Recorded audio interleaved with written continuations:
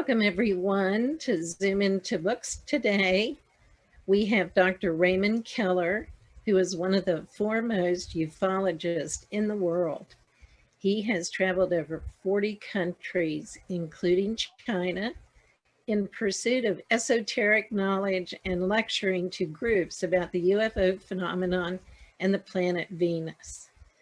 Today, he will be discussing his newest book, Flying Saucers and the Venus Legacy, which will be released later this month. Welcome, Dr. Keller, to Zoom Into Books. Thank you, Kathy. It's always a pleasure to be on the program, Zoom Into Books, and to share this knowledge about the second planet from the sun in our solar system with all of our friends of Venus. Well, today I'm going to introduce you to the sixth book in the Venus Rising series, Flying Saucers and the Venus Legacy. And I'm sure that this book will serve to answer many of the questions that you have had, you the readers of my Venus Rising series, about the planet Venus.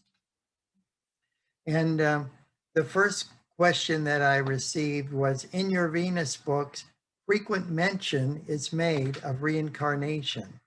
So what does this esoteric subject have to do with the Venusians?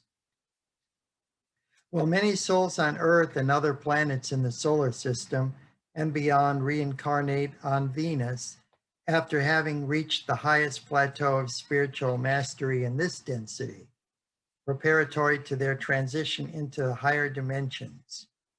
And it's very, very interesting because right now I'm working very closely with my friend Omnek Onek's secretary in Germany, Anja Schaefer, and we'll be possibly going on a tour of Europe and Germany in May of next year, but I'll have more on that later.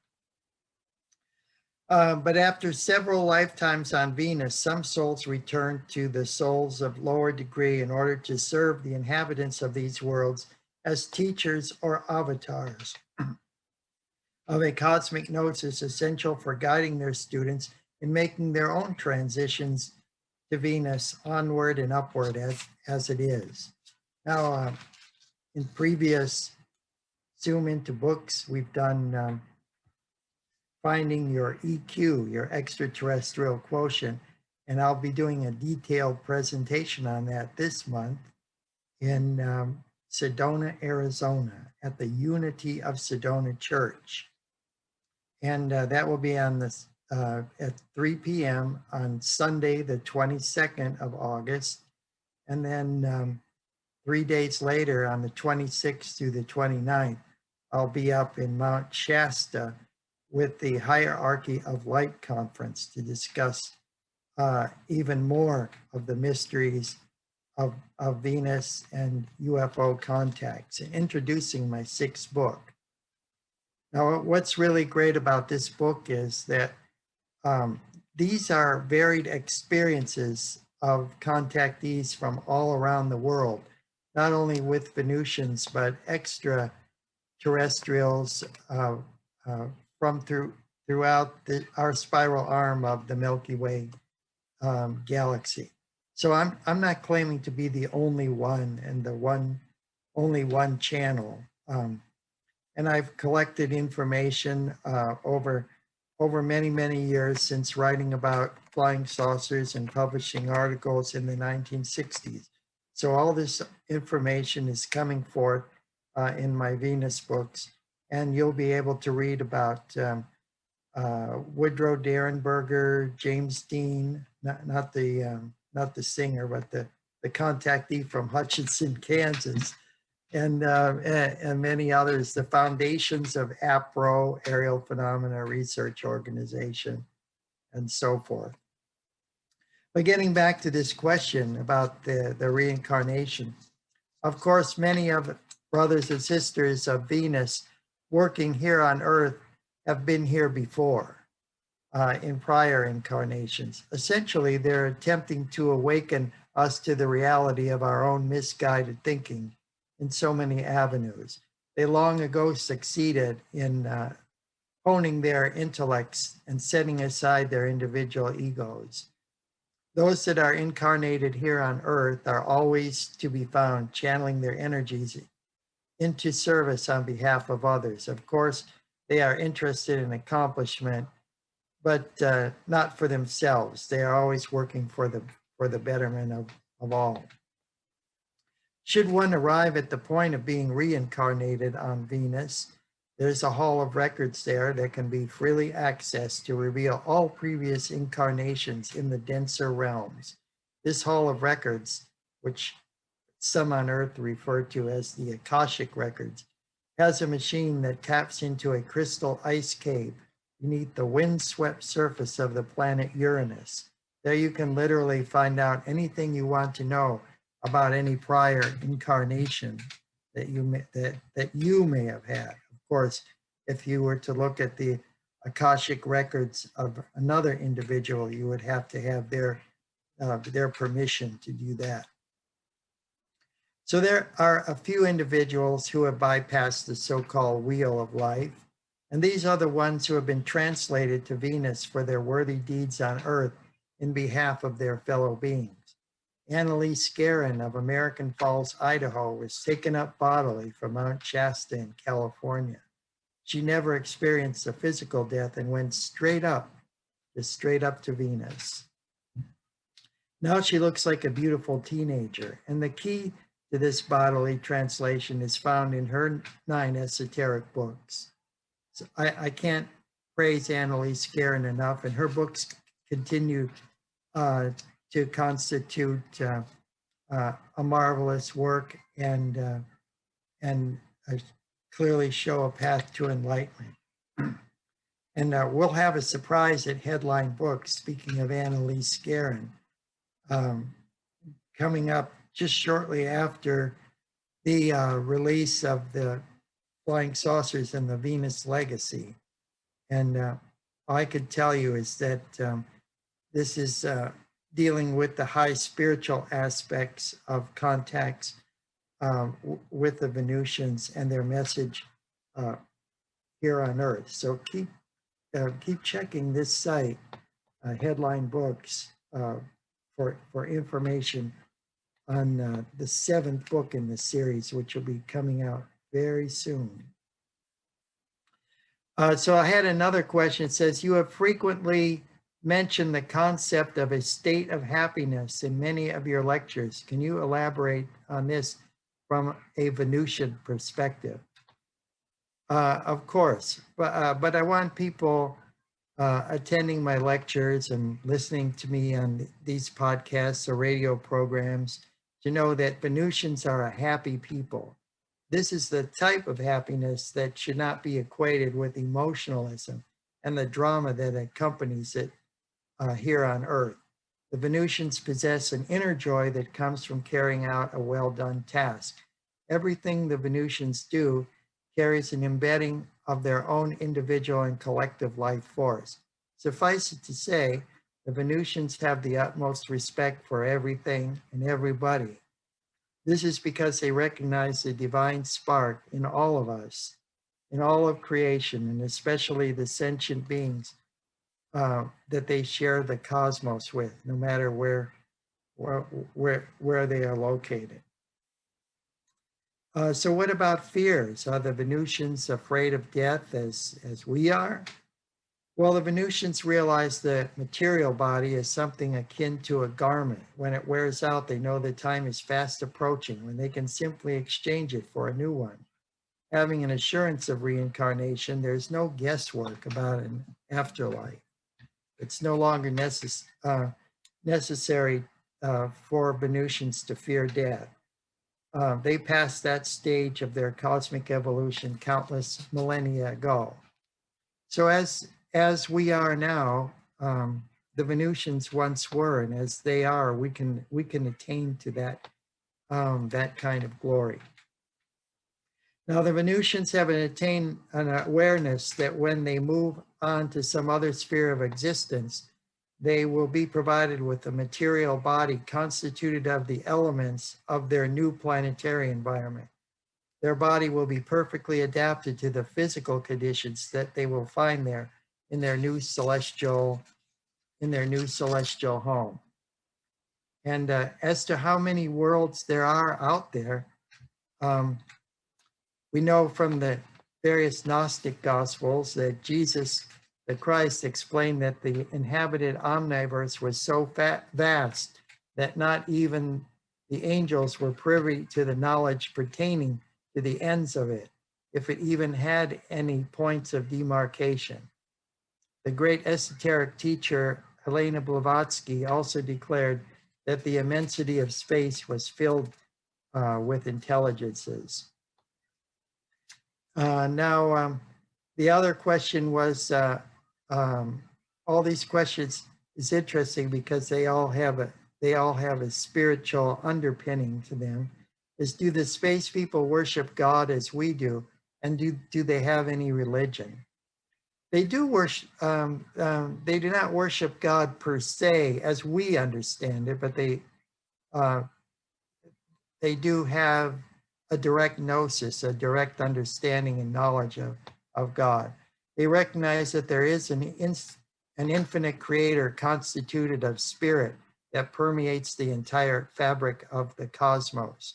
So what they're saying is exactly what it says in the Gospel of John, that God is a spirit, and those that worship that spirit worship in spirit and truth. So they see the divine spark of the infinite creator in everything and everybody, and there is no religion higher than truth. Manifesting kindness assures one's continual progress up the celestial ladder to cosmic perfection. There is no need for religious laws and ordinances when kindness is the prime motivator in life. And they do recognize Jesus Christ as the supreme manifestation on earth of God consciousness. They also highly esteem the Buddha, Muhammad, Rumi, and many other great spiritual teachers that have come to earth as avatars to lead us into the path of further illumination.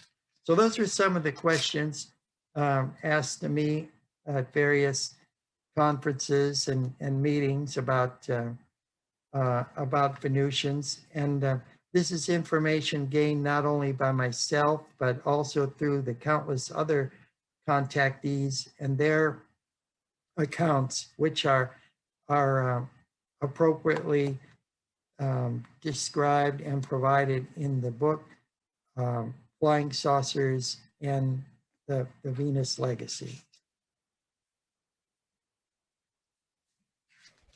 Okay. Ray, I know that the new book that's coming out, Flying Saucers and the Venus Legacy, you have quite a few very interesting chapters. And one of those chapters is New UFO Theologies. Would you like to can you give us a brief overview of that chapter? Oh, yes. Well, various conferences have been held about the impact of the discovery of extraterrestrial life, or perhaps the answer to the UFO enigma, the impact that this will have on conventional religions. And I think the answer has been there all along. The Reverend Billy Graham, for example, in his book, Angels, God's Secret Messengers, on page 25, I think it was published in 1975, said that in his opinion, angels and aliens were one and the same thing. So we look in the Bible, in the pages of the Bible, we see various accounts of photisms or apparitions of beings of light and mysterious beings and occupants of craft coming down from the sky. In the book of Exodus, there's a pillar of fire by night and a cloudy pillar of light in the day. And of course, Ezekiel and the wheel within a wheel and the four supernatural beings that are described therein that Ezekiel saw by the river Chebar. And we do know from the Bible that we should always be kind to one another, for know ye not that ye entertain angels unawares. That's in Hebrews chapter 13, verse 2. So there's a definite connection with our star family and the star people and contemporary religion. And I think this will all be made quite clear one of these days, hopefully soon, as UFO revelations continue to come forth. We'll see this connection between angels and aliens, that it's really quite real.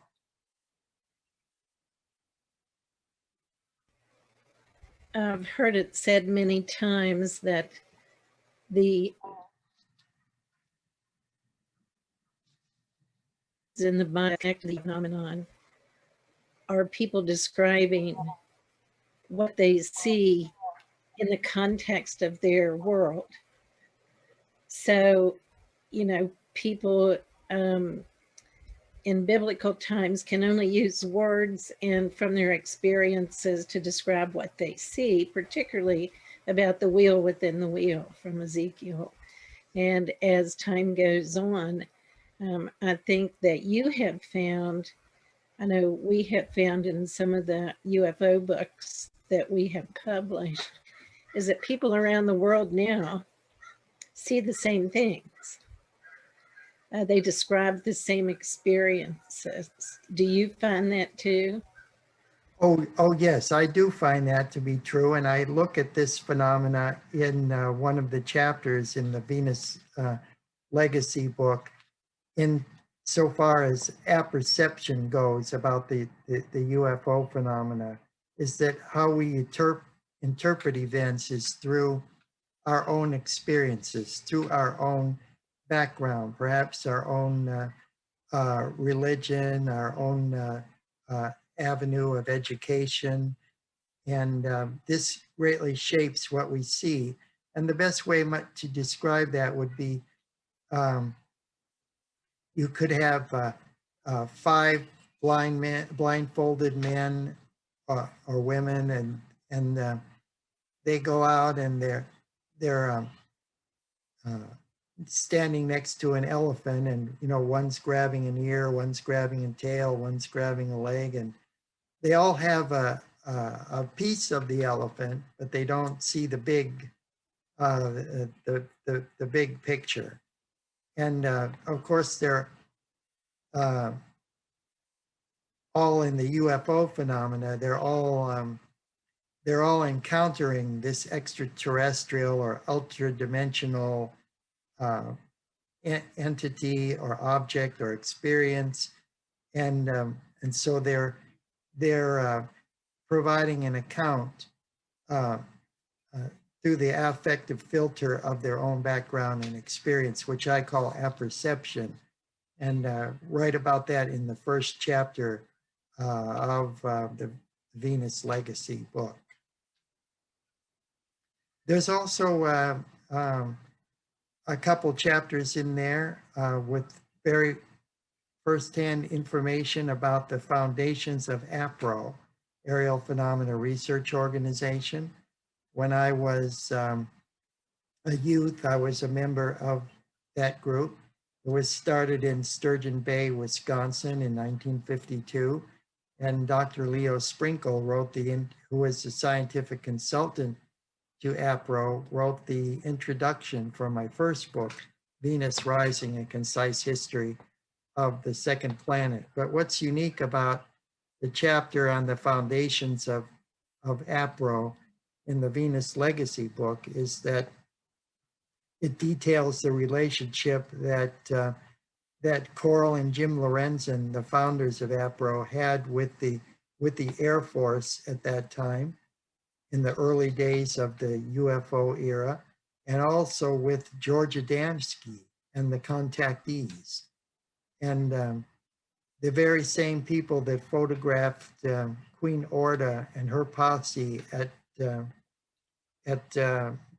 Mount Palomar on the 8th of August of 1954 at the Flying Saucer Convention were friends of Coral and Jim Lorenzen and representatives of APRO in Brazil as early as 1952. And they took a picture of flying saucer over Bahia de Tejuco. And I have the photos of the flying saucer and diagrams and their statements and so forth, and their connection with George Adamski is explained and everything. So it's a pretty amazing book with lots of startling information and UFO revelations of their own that you know that certainly rival and maybe outdo the revelations put forth by the government recently on the 25th of June that yes, flying saucers and UFOs are real, but we won't admit they have a real technology, but we're not, that they said they were not ready to admit that they come from outer space. Well, I am, and I have the testimony of many contactees and ufologists going back to the early days of the UFO phenomena in the flying saucers and the Venus legacy. Well, you're right about the government. A lot of people are saying that it's kind of, they're doing this, it's kind of wag the dog, look over here, so you don't see what we're doing over here. Nobody knows that for sure. But you're right on with a lot of this stuff. I know a lot of people have paranormal experiences that are very reluctant to talk about them. I think it's wonderful that the ones who come forward are able to. There's another chapter in your book, and we don't want to give away everything because this is a great book, and this is book 6 in the Venus Rising series. But there's a chapter, I know you've done a lot of research on Gray Barker, and you might want to tell the viewers who Gray Barker is and talk about the lost interviews with John W. Dean. Oh yes. This is a marvelous section because John W. Dean was from Hutchinson, Kansas, and he has a background as a teacher, an English teacher and so forth. So he's a good writer as well. And he had an ongoing correspondence with Gray Barker, and they did several interviews for the Saucerian press publications about his contact with beings from another solar system. And he describes many of the devices and advanced science that he found on board the mothership and on board the flying saucers, and also in visits to other planets. And it's interesting that these drawings and so forth are presented in the book, and it looks these were done in the late 1950s. And many of the ideas that were published by John W. Dean and Gray Barker, it looks like they were borrowed by George Lucas in the creation of Star Wars, because we had a anti-gravity sled that scoots along over the surface, slightly above the surface, just like Luke Skywalker had, and then many of the devices on board the mothership, and the furniture that comes out of the walls and conforms to the person's contour of who's sitting in it. Just all kinds of really cool stuff about the ETs and life aboard the spaceships and on other planets. And also right from here in West Virginia, I have the full Woody Derenberger story with many of the documents pertaining to Woody that have never been seen before, published for the first time. Woody's encounter with Indrid Cold, a being from Lanulos, how the Lanulosians can travel through time, backwards and forwards in time, the account of his family, his wife, his daughter, his son, and their encounters with Indrid Cold and other extraterrestrials. Woody was also visited by NASA, and he provides an account there and tells us how NASA knows what's really going on with extraterrestrials. And he also met Venusians, and there's a section in there about his encounter with Venusians. It's really amazing. If you've never heard about Woody, you're going to be fascinated by his story. And it's he was from Mineral Wells, which is a small town right outside of Parkersburg, off of I-77. And fellow West Virginian, of course, another mountaineer, and one of the prime UFO contactees of the 1960s. You'll really enjoy his story, and the story is complete, has never been told before, and with information never before seen, including from one of the investigators of Woody, John A. Keel, the famous anomalist and paranormal researcher. So that's where you will find it, in Flying Saucers and the Venus Legacy.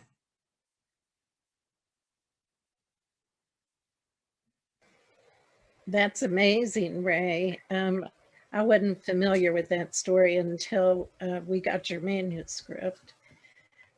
So for the people watching, there's 6 books in this series.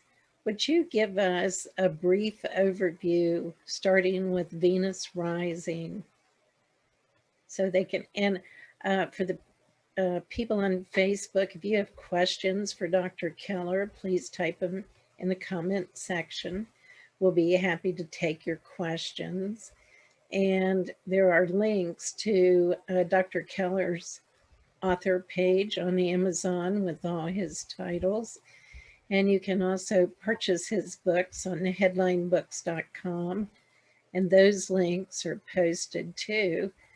But give us a brief overview of all 6 books and the focus of each one, briefly. Thank you, Kathy. Well, Venus Rising, A Concise History of the Second Planet is the first book, and it looks at the planet Venus through the perspectives of history, theosophy, science, and ufology. The second book is entitled The Final Countdown: Rockets to Venus. And this includes much of the information about the early pioneering research into rocketry and investigation of the paranormal and the Venusian connection by scientists, psychics, and many others here on Earth. Contains information about Operation White Stork, the Russians' secret projects to discover intelligent life on other planets, as well as the Aztec crash in 1948 in New Mexico, Aztec, New Mexico. We all know about Roswell, but this has all the facts about the Aztec crash, including the construction company and the president of that construction company that hauled the saucer out from a shale company in Colorado and took it to Los Alamos laboratories for further testing and so forth. So you don't want to miss that book. The third one, Cosmic Ray's Excellent Venus Adventure, which is the one right in back of me on the picture there on my poster. is about my own personal experiences with the Venusians and the Queen of Outer Space, Lady Orda, otherwise known as Dolores Barrios in previous previous eras. Now, the fourth book is The Vast Venus Conspiracy, and this talks about the governments of the world and the space programs of the world, particularly of the United States with the Mariner probes, Magellan probes to Venus, and the Soviet Union, now Russia, with their Venera probes, the Japanese with the Akatsuki, and the European Union with its Venus Express, and the real facts about what they discovered under the thick cloud layer of Venus. So that is The Vast Venus Conspiracy. Also about Dr. J. Allen Hynek and working in Corrales, New Mexico with a secret program to map the moon map anomalies on the moon prior to sending up the Apollo astronauts. So amazing information there from the files of the late Otto Binder, this outer space writer with Ray Palmer's science and science fiction magazines. And then book number 5 is Lady Columba, Venus Revelations. This is the story of Annabelle Krev, originally from Greensburg, Pennsylvania, who went out west, lived in Williams, Arizona, Joshua Tree in California, and was a secretary to Truman Bethlehem, one of the early contactees. And this is her own experiences with some of the same Venusians that were met by Truman Bethlehem. And she actually takes a voyage to the far side of the moon and writes all about her wonderful experiences and the technology and spirituality of the Venusians and other extraterrestrials in the Galactic Federation of Light. So yeah, please check out that book. And if you go to Amazon, you'll see a wonderful new editorial review from the Reader's Choice about Lady Columba, giving it 5 stars out of 5. So even if you don't believe her, it'll at least be entertaining and enlightening. And then stay tuned, of course, for book 6, which will be out any time now and could be pre-ordered on Headline Books or Amazon. That's right. Ray, would you like to read an excerpt from Flying Saucers and the Venus Legacy? Oh yes, I would be very happy to. Okay, this was written by. This was a review of a presentation that I did on Venus to the Harrisburg Paranormal Search Group by the gentleman who ran the website there, but who's now the director, Tony Pugliese. And it says, greetings, lovers of the paranormal. This month at Search, we are pleased to have with us a special guest lecturer, the cosmic ray himself, Dr. Raymond Keller II, renowned author of the Venus Rising Trilogy, a series of nonfiction books chronicling the history of the planet Venus, and including mythology, fact, and everything in between. Hailing from nearby West Virginia, Dr. Keller has been a longtime investigator of the paranormal, especially anything related to UFOs and other form of extraterrestrial visitation. It's rare to have a veteran of the early years of UFO investigation here, and his presentation did not disappoint. It focused mostly on his third book, entitled Cosmic Ray's Excellent Venus Adventure. The book chronicles Dr. Keller's own experiences with the extraterrestrials, including a purported contact between himself and several Venusians at a recent paranormal festival. It sounds quite bizarre, of course, but Cosmic Ray, ever the consummate investigator, has reams and reams of documentation and photographs from a wide variety of sources to back up his claims.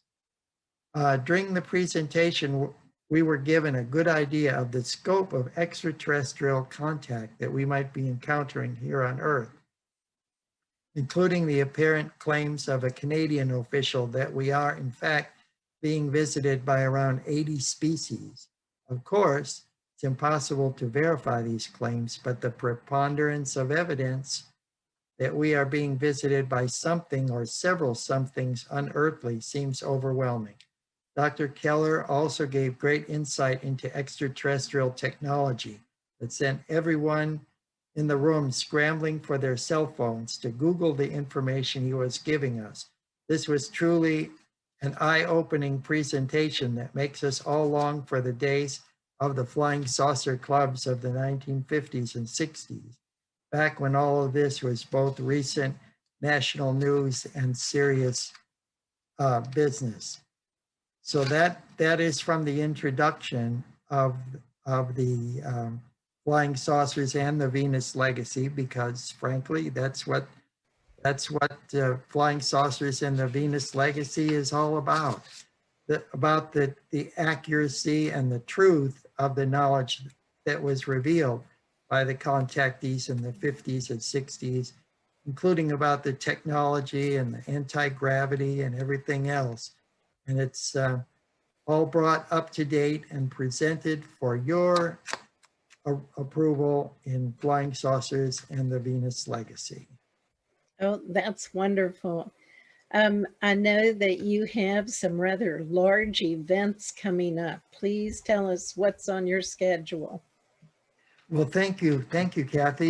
Yes, the 22nd of August, I will be in Sedona, Arizona at the Unity Church, and to be doing a very informative presentation on finding your extraterrestrial quotient and helping people establish their starseed connections. It's actually more of a workshop, like a hands-on workshop. And nobody will be disappointed. They're going to come away with tremendous knowledge and tremendous uplift, infusion of happiness, Venusian style. And then on the 26th through the 29th at Mount Shasta, on the slopes of Mount Shasta, I'll be at the Masonic Lodge there, and I will be doing presentations, 4 presentations, one on this new book, Flying Saucers and the Venus Legacy, one on the spiritual book that's coming out right after that. It's going to be a surprise that we're going to do our next Zoom into books on. And then I will do a presentation on the starseed connection, as well as the space people and why they are here. So I hope that if you happen to be out west, if you're, the one in Mount Shasta is all sold out, but I think you might be able to go on single days. But the whole 4-day program is sold out. But the one in Arizona, that's free. And it's going to be at 3 p.m. at the Unity Church in Sedona. So if you're in that area, call the Unity Church there and let them know that you'll be there. I don't know what the capacity is there, but I'll look forward to seeing you come out and meet me, the Cosmic Ray. I'll be happy to answer any questions and to entertain and enlighten you at any of these important flying saucer events. And also, I'd like to let everyone know that Dr. Keller will be featured in the Headline Books booth at the Preston County Buckwheat Festival late in September in Kingwood, West Virginia. He will also be with us at the West Virginia Book Festival, the end of October in Charleston, West Virginia. And he's also going to make an appearance with us in Charlotte, North Carolina in November at the Southern Christmas Show. So if you'd like to meet Dr. Keller and get autographed books, you can check out the event schedule at headlinebooks.com. And Ray, I know that a lot of people like to get in touch with you. What's the best way for them to do that? The best way is to just write me at my email, rkeller with the number 1, just rkeller number 1 at mix.wvu.edu.